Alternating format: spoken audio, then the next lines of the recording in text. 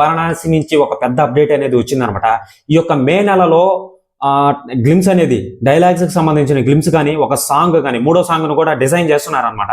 So ఈ రెండిట్లో ఏదైనా ఒకటైతే రావచ్చు అనమాట. ఆగస్టులో టీజర్ అనేది వస్తుంది, ఇక దసరాకి ట్రైలర్ అనేది వస్తుంది అనమాట. ఎందుకంటే సో మూవీ అనేది చాలా దగ్గర పడుతుంది కాబట్టి వీళ్ళు ప్రమోషన్స్ అనేటివి చాలా గట్టిగానే చేసుకోవాలన్నమాట. ఓన్లీ చిన్న టైటిల్ కోసం అంత పెద్ద ఈవెంట్ అనేది చేశారనమాట. సో మరి ఈసారి ఏ విధంగా విధ్వంసాన్ని సృష్టిస్తారో మనం చూడాలన్నమాట. నీకెలా తెలుసు బ్రో అంటే వాళ్ళు ప్లానింగ్ వేసుకున్నారనమాట. రూమర్ అయితే వచ్చింది. సో మూవీ కూడా చాలా దగ్గరకు పడుతుందండి. ఒక మూవీ అనేది 1 year లోపల దగ్గర పడుతుందంటే ప్రమోషన్స్ అనేటివి చాలా గట్టిగా చేసుకుంటారు. ఆల్రెడీ అందరికి తెలిసిందే, కొత్తగా ఏం చెప్పాల్సినంత అవసరం లేదు.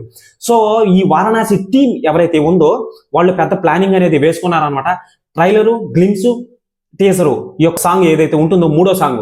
సో ఈ 1 year లోపల 3 నెలలకు ఒకసారి ఒక టచ్అప్ అనేది ఇస్తారనమాట. అంటే సోషల్ మీడియాలో వైరల్ అయ్యేదానికి, ప్రమోషన్స్ అనేటివి గట్టిగా నిలిచేదానికి అందరం జనాభాలో పీపుల్స్ ఎవరైతే ఉంటారో జనాభాలలో ఈ యొక్క మూవీని వరలలోకి తీసుకొని వెళ్ళడానికి రాజమౌళి గారు చాలా గట్టిగానే ప్రయత్నిస్తున్నారని చెప్పి తెలుస్తుందన్నమాట.